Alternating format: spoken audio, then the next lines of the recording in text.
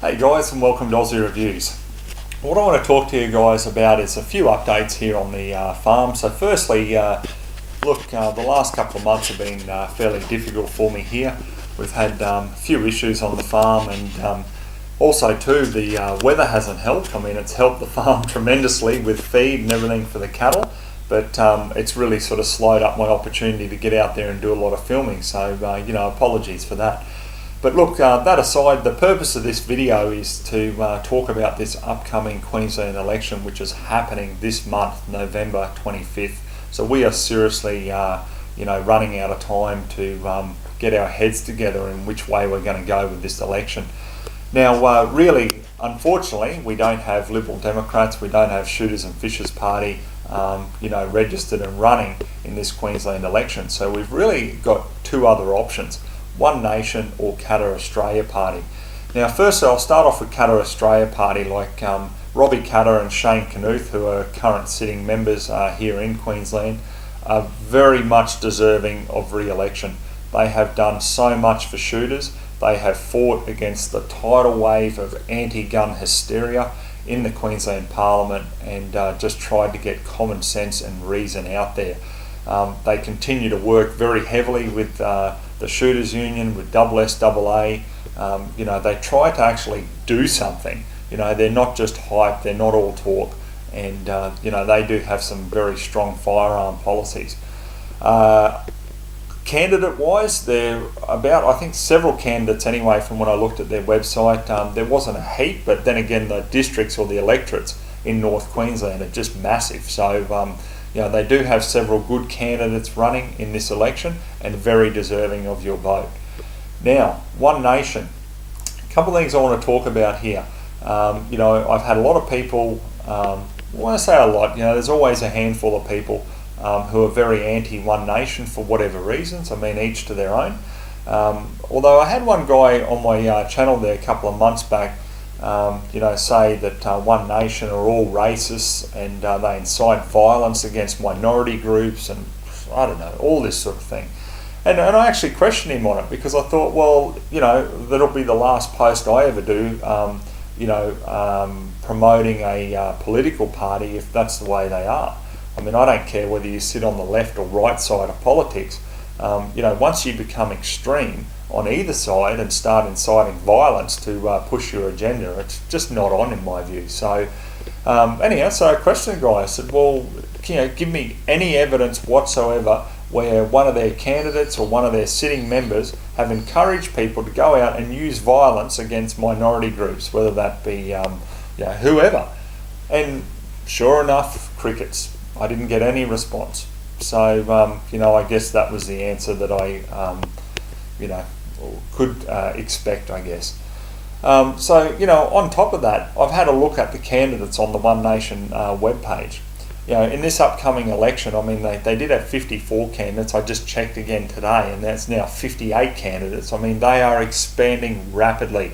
They are doing exactly what Pauline promised years ago. She said that next Queensland election, we are going to have an army of candidates, and she has stood very true to her word, like she has with so many other things. Now, I had to look through the candidates because, as most of you know, I'm fairly analytical. I like to look at the facts and stats on things before I make a decision.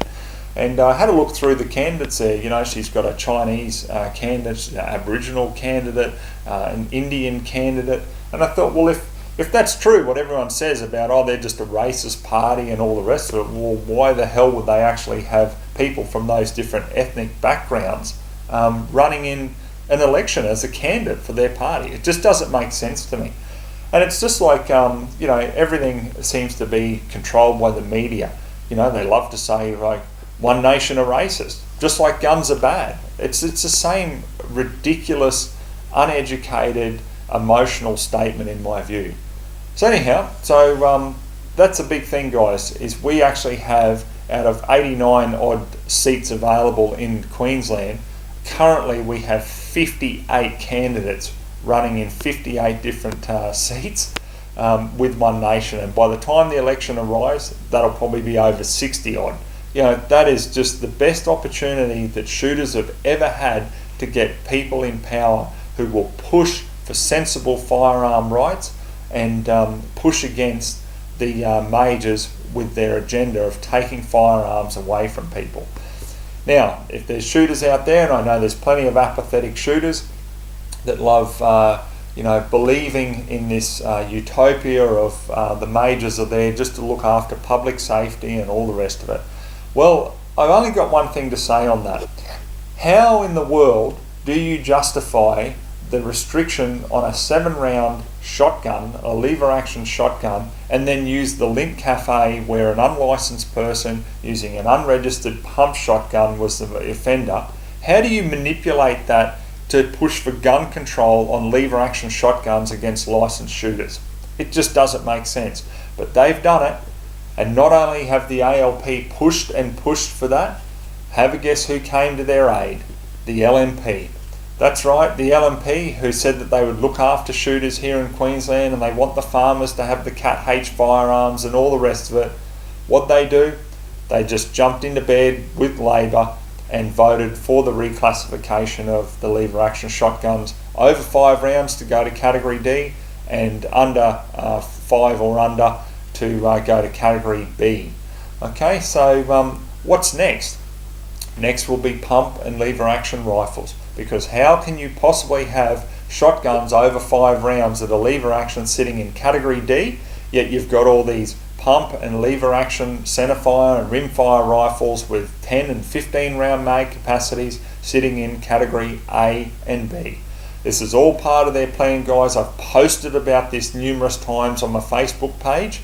Okay, they have had this ready to go in the mid-2000s, okay, early 2000s. They had this. They had all the restrictions they wanted, and all they waited for is, yes, as I keep saying, dancing in the blood of victims. They waited for different incidents to occur so that they could push their agenda. Okay, so if it infuriates you, if it gets you angry, start standing up and doing something about it.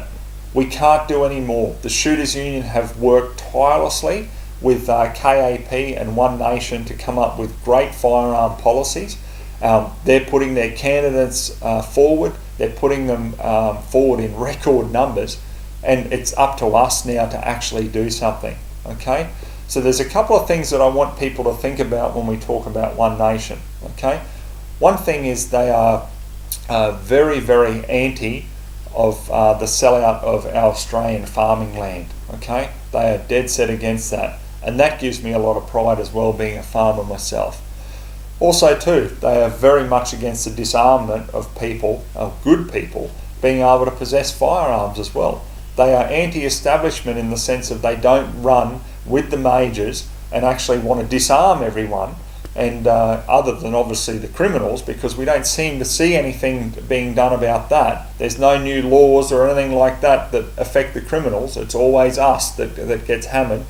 Point in case, the lever action shotgun reclassification, that affects absolutely nobody other than us, the licensed shooters.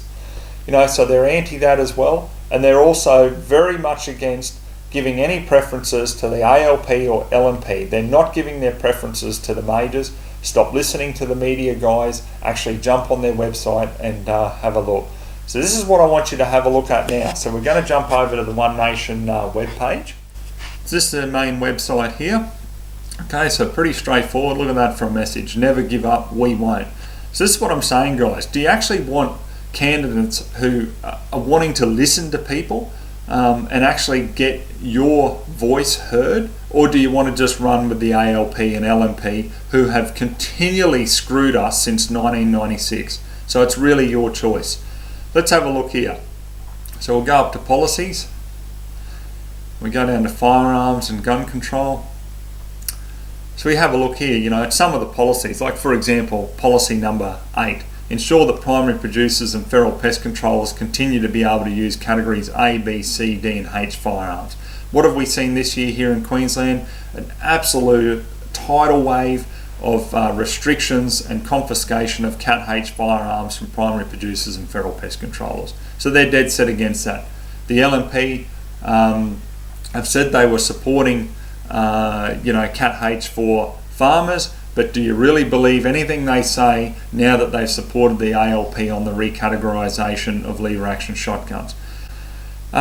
We've got here, there was another one, point 11, legalise volunteer feral pest controllers to assist in eradication of severe feral infestations on rural properties and promote this within DPI and the EPA.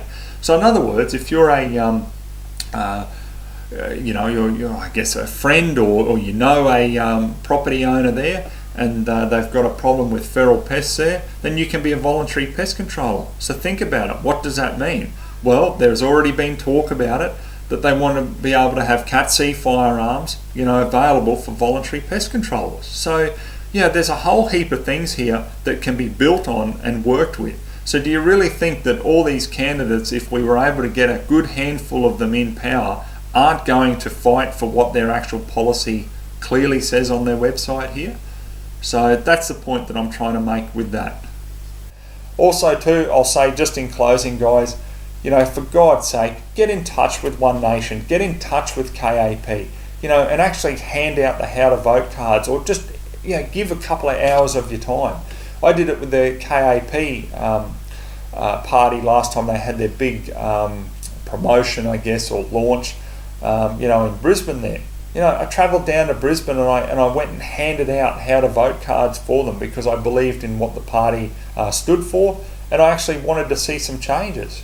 So give up some of your time. There's so many people that will watch this and they'll want firearm rights and all the rest of it. They'll want the changes and that, but they are not prepared to do a single thing about it. For God's sake, pick up the phone, send an email to them and just say, I want to help. I want to volunteer on the day or to the lead up. I mean, we've only got a couple of weeks to go before the election. Give up some of your time to ensure freedoms that are going to last for generations to come. That's the way I see it. This mentality of sitting back on the couch gets us absolutely nowhere. You cannot rely on the Shooters Union or SSAA to solely fight on our behalf. You need to do something as well. So guys, please, this is the time that we all join together and we make some serious changes for firearm owners, and we just get common sense back into the Queensland Parliament. All the best, guys. I'm really looking forward to the bloodbath that this political election is going to bring. So we'll keep an eye on it, and we'll give you some updates in the future.